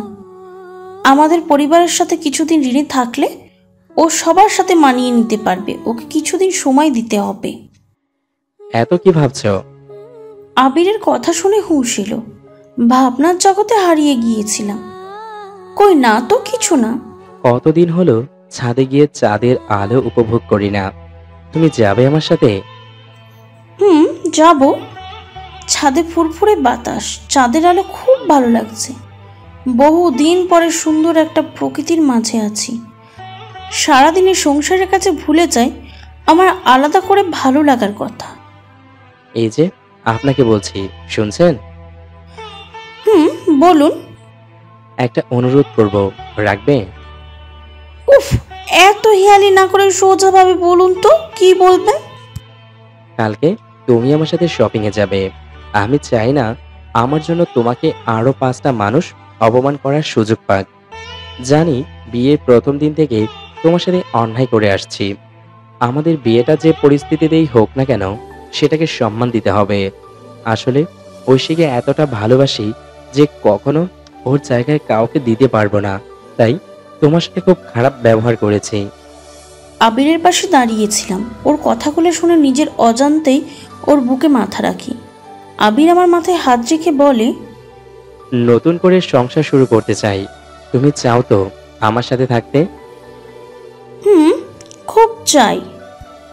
আরে আরে, কেউ দেখে ফেলবে তো যে আমাকে কোলে তুলেছেন। আমাকে নিচে নামিয়ে দেন। বইয়ের সাথে কি একটু প্রেমও করব না, কেউ দেখার ভয়ে? না, অত প্রেম করতে হবে না। প্রেম না করলে সংসার করার মজা থাকে না। আজকে হঠাৎ রোমান্টিক মুড? এতদিনের সব কষ্ট ভুলিয়ে দিতে চাই। সত্যি কি তুমি পারবে আমাকে ভালোবাসতে, স্ত্রীর মর্যাদা দিতে? হ্যাঁ পারবো, কিন্তু তুমি কি বললে আবার বলো। কি বলেছি? ওই যে আমাকে তুমি করে বললে, সেটা আবার বলো। আপনি করে বললেই ভালো লাগে। তাহলে আমারও ইচ্ছে করছে তোমাকে ধপাস করে নিচে ফেলে দিতে, ভালো লাগার জন্য। নিচে ফেলে দিলে আমার কোমরের হাড্ডি একটাও থাকবে না, তখন কি হবে? কি আর হবে, তোমার সেবা করব, আর যখন আপনি করে বলবে তখন আবার কুলে তুলে ফেলে দিব। খুব বাজে আপনি। খুব বেশি বাজে আবার করে বলছো? এখন তুমি থাকো কোমর ভেঙে। না না না, আমাকে ফেলে দিবেন না, তুমি করেই বলবো। তাহলে বলো। শোনো, একটা কথা আছে। বলো, তোমার 1000টা কথা শুনতে রাজি আছি। আগে আমাকে কোল থেকে নিচে তো নামাও, তারপর বলছি। আবির আমাকে কোল থেকে নামিয়ে দিল। তারপর আমি বললাম, রিফাত বিয়ে করেছে, সেটা আমাদের আত্মীয় স্বজন কেউ জানে না, আর রিনি পরিবারের সাথে পরিচয় নেই। তাই আমরা যদি ঘরোয়াভাবে আত্মীয় স্বজন দাওয়াত দিয়ে ওদের বিয়ের কথা জানিয়ে দিই এবং ওর পরিবারের সাথেও পরিচিত হব, তাহলে তো ভালো হয়। তুমি কি বলো? খুব ভালো হবে, কিন্তু মা যদি রাজি না হয়, কারণ মা ওদের উপর রেগে আছে। মাকে রাজি করানোর দায়িত্ব আমার, তুমি শুধু আয়োজন করো। আচ্ছা বেশ। কালকে শপিং এ যাব, আর আত্মীয় স্বজন কয়েকজনকে দাওয়াত দিতে হবে। তুমি সত্যি আমাদের পরিবারের জন্য অনেক বড় পাওয়া। তোমারই তো আমার সব। দেখেছো, আমার মেয়েদের বাসায় রেখে এখানে বসে প্রেম আলাপ শুরু করেছে। যত দোষ এখন আমার হলো। নিচে চলো। আবিরের সাথে ছাদে বসে গল্প করতে করতে খেয়াল ছিল না রাত 11টা বাজে। মা মিশমি তিশমিকে খাইয়ে ঘুম পাড়িয়ে দিয়েছে। আমি মায়ের রুম থেকে বাচ্চাদের নিয়ে নিজের রুমে শুয়ে দিয়ে ডাইনিং টেবিলে এসে অবাক করার বিষয় দেখলাম, রিনি এক গ্লাস পানি ঢেলে খাওয়ার মেয়ে না, সে কিনা সব খাবার গরম করে টেবিলের উপর রেখে সবার জন্য প্লেটে খাবার বেড়ে রেখেছে।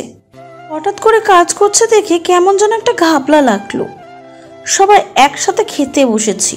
তখন আমি মাকে বললাম, মা, আমি আর আবির চাই রিনি আর রিফাতের বিয়েটা ঘরোয়াভাবে আয়োজন করে আত্মীয় স্বজনদের জানাতে।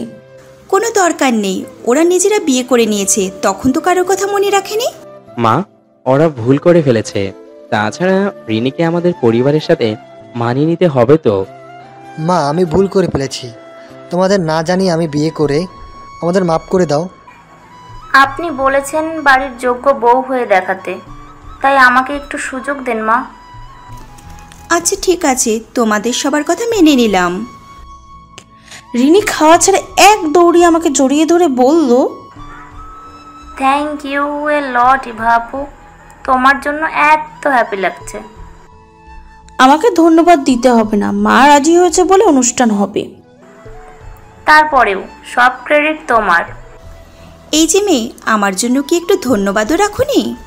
রিনি আমাকে ছেড়ে মায়ের মুখে এক লোকমা ভাত দিয়ে বলল, অনেক অনেক ধন্যবাদ মা। পাগলি মেয়ে, যাও নিজে খেতে বসো। খাওয়া দাওয়া শেষে সব থালা বাসন রিনি ধুয়েছে, আমাকে কোনো কাজ করতেই দিচ্ছে না। বিছানায় শুয়ে ভাবতাছি, হঠাৎ করে রিনির আচরণ পরিবর্তন হলো কেন? বেশ কিছুক্ষণ পর মনে হলো মায়ের কথা। মা বলেছে যে বউ তার সেবা যত্ন করবে, মন মতো হবে, তাকে আলাদা করে সম্পত্তির ভাগ দেবে। আর রিনি ঘরের কাজ করতে চায়। তবে আমার দেখে ভালো লাগছে যে রিনি কাজ করতে চাইছে, পরিবারের সাথে মানিয়ে নিতে চাই। সকালে ফজরের নামাজ পড়ার পরে আমার ঘুম আসছে না, তাই সকালে নাস্তা রেডি করতে রান্নাঘরে কাজ করি। তখন শুনতে পাই রিনি ফোনে কারোর সাথে কথা বলে, বাসার ঠিকানা আর খাবার অর্ডার দিচ্ছে। আমি রান্নাঘর থেকে বেরিয়ে রিনির সামনে দাঁড়াতে ও কেমন যেন চমকে উঠল। আপু, তুমি এত সকালে ঘুম থেকে উঠেছো যে? নামাজ পড়ার পর ঘুম আসছিল না, তাই ভাবলাম নাস্তা রেডি করি। ও আচ্ছা। তুমি কি রেস্টুরেন্টে খাবার অর্ডার করছো? না মানে আর কি আপু। শোনো রিনি, তুমি আমাদের পরিবারের লোকজনদের আপন মনে করো। তুমি যে কাজগুলো করবে সেগুলো ভালোবেসে করবে, কখনো হিংসা দ্বন্দ্ব রাখবে না, তাহলে দেখবে তুমি খুব সহজেই সব কিছু করতে পারবে। রিনি আর কোনো কথা না বলে চলে গেল। ও বুঝতে পেরেছে যে আমি ওর কথাগুলো শুনেছি, তাই লজ্জা পেয়েছে। সকালের নাস্তা করে দুপুরের জন্য আমি আর রিনি দুজনে মিলে রান্না করছি। দুপুরে খাওয়ার পর মায়ের সাথে গল্প করা। বিকেলে আবির অফিস থেকে বাসায় ফিরেছে, তারপর আমি, আবির, রিফাত, রিনি শপিং করতে গেলাম। একটা দোকানে খুব সুন্দর শাড়ি দেখে আমার চোখ আটকে গেল, তাই দোকানটিতে গিয়ে জিজ্ঞাসা করলাম, এই শাড়িটার প্রাইস কত? লোকটা আমার দিকে ঘুরে তাকাতেই আমার বুকটা দুমড়ে মুচড়ে যাচ্ছে। সেই চেনা মুখ, প্রথম ভালোবাসার মানুষকে এভাবে দেখতে কষ্ট হচ্ছে। নীল আগের মতো নেই, চেহারায় কষ্টের ছাপ। সারাদিন খাটাখাটি করলে তো চেহারা খারাপ হবে। আমার দিকে তাকিয়ে নীল কোনো কথা বলছে না। আবির আমার কাছে এসে বলল, কি কোনো শাড়ি পছন্দ করেছ? চোখের পানে মুছে বললাম, না, অন্য দোকানে চলো। বিছানার উপর একটা প্যাকেট রাখা আছে, কিন্তু আমার জন্য যে শাড়ি গহনা কেনা হয়েছে সেগুলো আলমারিতে রেখে দিয়েছি। তাহলে নতুন এই প্যাকেটটা কার? হয়তো রিনির হবে, ভুল করে আমার রুমে রেখে গিয়েছে। প্যাকেটটা হাতে নিয়ে পা বাড়ায় রুম থেকে বের হবার জন্য, ঠিক তখনই মিশমি কেঁদে ওঠে। আমার মেয়েরা আজকে আমাকে কাছে পায়নি, তাই এখন আমাকে ছাড়তে চাইছে না, সেটা বুঝলাম। কোলে নিয়ে একটু দোলাতে মেয়ে শান্ত হলো। আমার সোনা মা কাঁদছে কেন? আজকে মা সময় দিতে পারেনি, তাই সরি সোনা। তোমার খিদে পেয়েছে তো? মা এক এক্ষুনি খাবার এনে দিচ্ছে। আমার কথা শুনে মিশমি হাসছে। আমার আর মিশমির হাসাহাসি দেখে ছোট মেয়ে তিশমি কেঁদে উঠল। দুজনের মধ্যে কারোর ভাগে ভালোবাসা কম পড়তে পারবে না। বিছানায় বসে দুজনকে কোলে নিলাম, অমনি কান্না থেমে গেল। দুজনের খিদে পেয়েছে, দুধ গরম করে নিয়ে আসতে হবে। ওদের রুমে একা রেখে যাওয়া যাবে না, আবির ওয়াশরুমে আছে, তাই মায়ের কাছে দিয়ে আসতে হবে। মায়ের কাছে বাচ্চাদের রেখে দুধ গরম করে ওদের খাইয়ে রুমে আসতে আবির বলল, আজকাল আমাকে কি ভুলে যাও? সেই কখন থেকে অপেক্ষা করে আছি তোমার জন্য। আরে ভুলে যাব কেন? আমার কাজ থাকে, সেগুলো সেরে তো আসবো। এত কি কাজ করো? হ্যাঁ, সংসারকে ভালোবাসলে কাজের অভাব থাকে না, বুঝলে? বুঝলাম, খুব সংসারী হয়েছ। হ্যাঁ, তুমি বাচ্চাদের ঘুম পাড়িয়ে দাও, আমি একটু রিনির সাথে কথা বলে আসি। রাত হয়েছে, এখন আর কথা বলতে যেতে হবে না। যেতে হবে হয়তো, ভুলে আমাদের রুমে একটা ড্রেসের প্যাকেট রেখে গেছে, সেটা দিব। তুমি কি শিওর ওটা রিনির? প্যাকেট খুলে দেখি দোকানের সেই শাড়িটা, যেটা দেখে আমার খুব পছন্দ হয়েছিল, কিন্তু নীল ছিল, তাই পছন্দ ত্যাগ করে চলে এসেছিলাম। তবে আবির কিভাবে বুঝলো ওই শাড়িটা আমার পছন্দ হয়েছিল? তুমি কি করে জানলে ওই শাড়িটা আমার পছন্দ হয়েছিল? তোমাকে তো আমি বলিনি। নীলকে দেখে আমি বুঝেছিলাম তোমার কোনো কিছু পছন্দ হয়েছে, কিন্তু তুমি পুরনো স্মৃতিতে ফিরে ওখান থেকে চলে এসেছো। তাই শপিং শেষে তোমাদের বলেছিলাম আমার একটা কাজ আছে, আর সেই কাজ হলো এটা। দোকানে গিয়ে নীলের সাথে কথা বললাম, তারপর জানতে পারি তুমি ওই শাড়িটির প্রাইস জিজ্ঞাসা করেছিলে। তারপর বুঝতে বাকি ছিল না যে এটা তোমার পছন্দ। তুমি সত্যিই খুব ভালো। জানি, তোমার নতুন করে বলতে হবে না। ইস, কে বলেছে তুমি খুব পচা? আচ্ছা বেশ, আমি পচা আর তুমি ভালো। তাহলে এই শাড়িটা বাসায় মেহমান আসবে সেদিন পরবে। পরবো। দেখতে দেখতে 1 সপ্তাহ হলো। এই 1 সপ্তাহে রিনি অনেক পরিবর্তন হয়েছে। আগের মতো অহংকার নিয়ে থাকে না, সবার সাথে মিলেমিশে থাকে, বাড়ির সমস্ত কাজে আমাকে সাহায্য করছে। মায়ের বুদ্ধি আছে বটে, সম্পত্তির লোভ দেখিয়ে মেয়েটাকে পরিবর্তন করে নিল। আমার খুব ভালো লাগছে সারাদিন সবার সাথে হাসি খুশিতে মেতে থাকতে। জীবন একটা ভালো সিদ্ধান্ত নিয়েছিলাম আবিরকে বিয়ে করে, তাই এত ভালো পরিবার পেয়েছি। আজ বাসায় আত্মীয় স্বজনেরা এসেছে।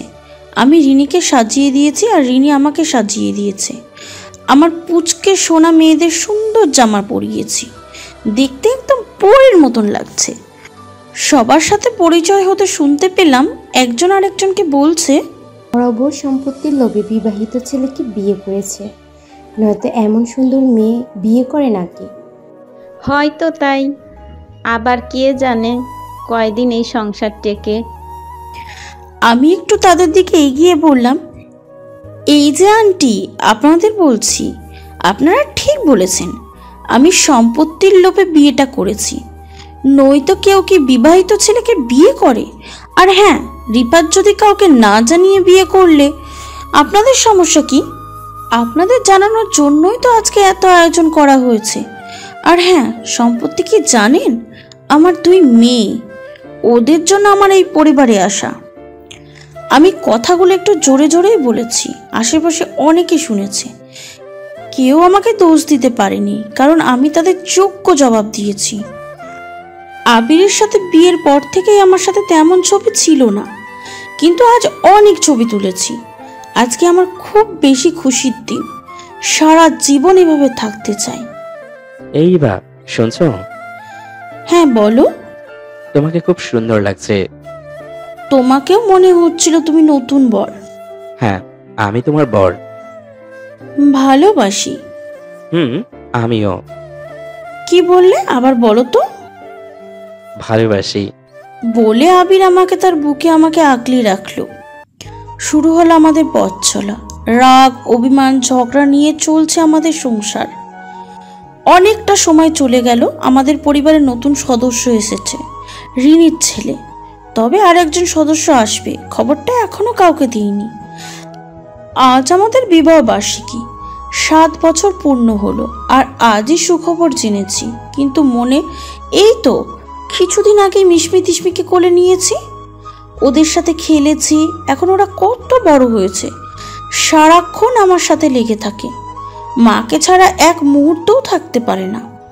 নতুন একটা শাড়ি পরে হালকা সাজে তৈরি হয়ে আবিরের সামনে দাঁড়াতে আমার শাড়ির আঁচলটা মাথার উপর দিয়ে বলল, এবার ঠিক আছে, বউ বউ লাগছে। একটা সুখবর আছে। বলো। মিশমি তিশমির সাথে খেলা করার জন্য একজন আসছে। সত্যি? হ্যাঁ গো, সত্যি। আমি খুব খুব খুব খুশি হয়েছি। ভালোবাসি পাখি। আমিও। তবুও তোমায় ভালোবেসেছি। অতীত ভুলে সবকিছু নতুন করে শুরু করা সম্ভব, কারণ জীবন কারোর জন্য থেমে থাকে না।